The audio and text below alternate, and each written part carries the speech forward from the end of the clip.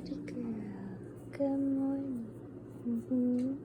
Coffee time. Gotta get that wake up juice. Fed the kitties, they're happy. Taking my own pills, reading.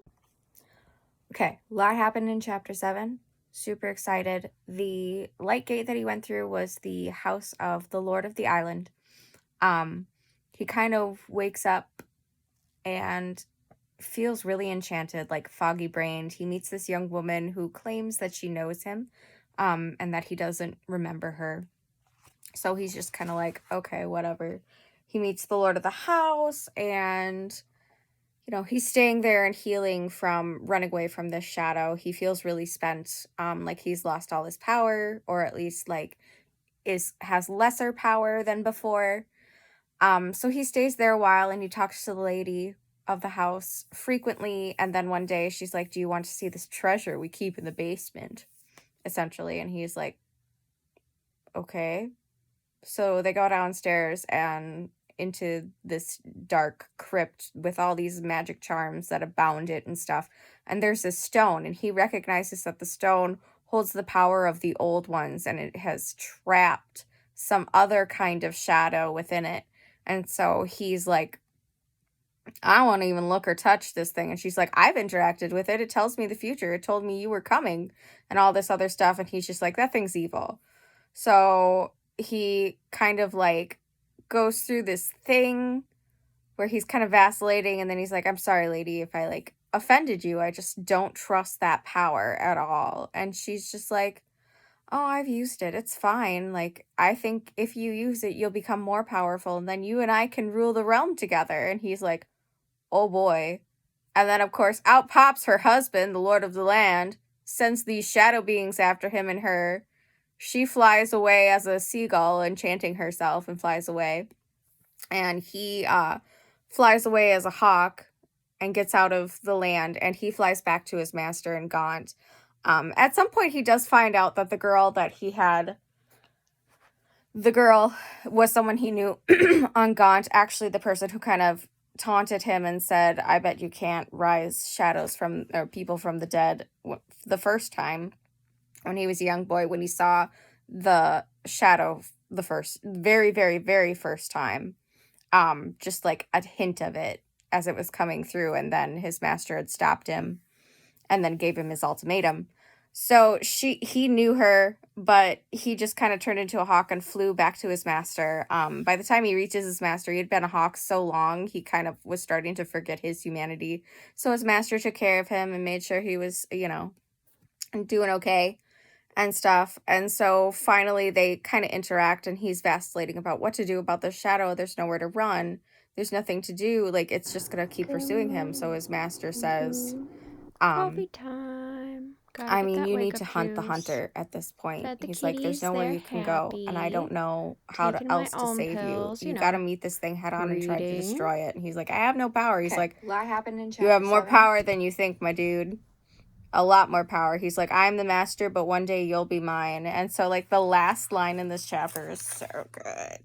It says, let me go back. It says, "In the cold dawn when Ogion, his master, woke, Ged was gone.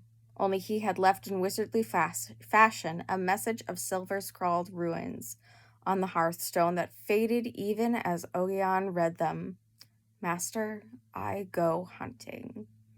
So now he's going to pursue this shadow, and I'm so excited. This is such a fast-paced book, and it's written in such plain language. Like, your brain just fills in details, but it's detailed enough that you don't have to work hard for it. So I really appreciate Ursula K. Le Guin's writing for that reason. She's just really good at giving you a good balance of plain language with really great details that just tell you the story just feels like it wrote itself. It's really, really great. So, yeah.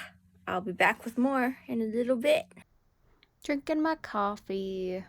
Gotta wake up more. Definitely had to go outside and check out my beautiful flowers that bloomed overnight. I've got these gorgeous peonies. I just love them. So pretty.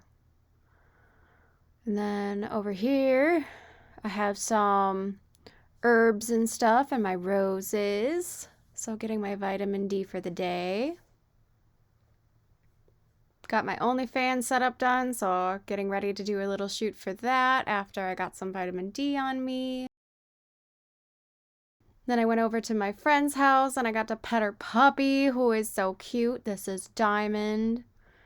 She and I are getting together because we are refurbishing some old doll houses to turn them into haunted / gothic / voodoo houses. So then I come home and I gotta clean up after all that because I got spray paint on me, or at least spray paint primer on me. And then I gotta get myself together here and go on a little trippy trip to the mall with my friend because I told her I would. So we head over to the mall. Gonna enjoy the food court. We haven't been to a mall in a while, so we were pretty excited. And I had a really good haul from the mall, in case you cared. Then I get in my pajamas because I'm tired. My friend bought me this really cute stinking tank top I had to show you because it's hilarious. And then I gotta do my evening routine. Gotta take off all my makeup and stuff, wash my face, brush my teeth, do those sorts of things. I really love books that have great little illustrations, like in this chapter here. You can see these cute little illustrations at the beginning of each of these chapters.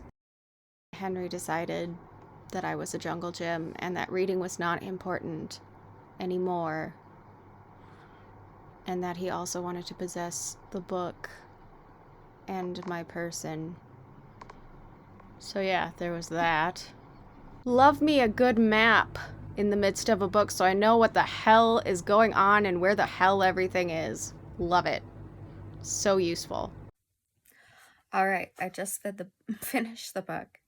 I had to leave my bedroom because my husband was snoring and asleep already. But I finally finished it. What I will tell you, because I don't want to spoil the whole end for you, is so Sparrowhawk ends up pursuing the shadow. He sees it in the open seas at certain points and he can just kind of sense where it is.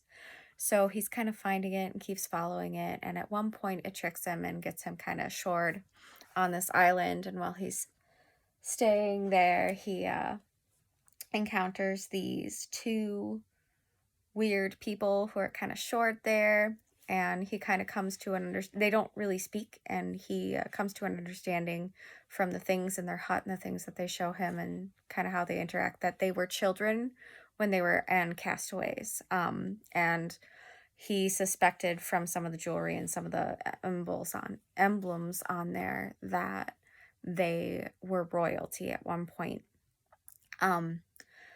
So he takes wood from the island and magics together a boat, and he keeps sailing. He ends up on another island that he's kind of familiar with just by name, and while he's there, he actually runs into his friend Vetch from school, and he kind of tells him the tale of everything that's happened, and now that he's pursuing the shadow, and Vetch says, "I'm coming with you." And so they pursue the shadow together, and that's all I'm going to tell you as this story starts coming to a close. Again, this is a top tale, A Wizard of Earthsea by Ursula K. Le Guin.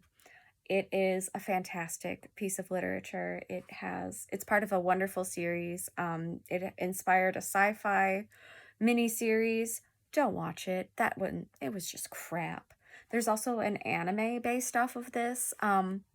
Again, it's only good if you know the story. And I don't mean just this story, I mean the entire series. So, because there's like hints at just about every book in the series that comes from what Hayao Miyazaki put together or was it Hayao? I think it was his son. One of the Miyazakis put it together as an anime. And so if you see that, you should probably know everything that happened in the entire series. So yeah, took me more than 24 hours to read this book. Just because my life was busy. So, I mean, but it is a quick read.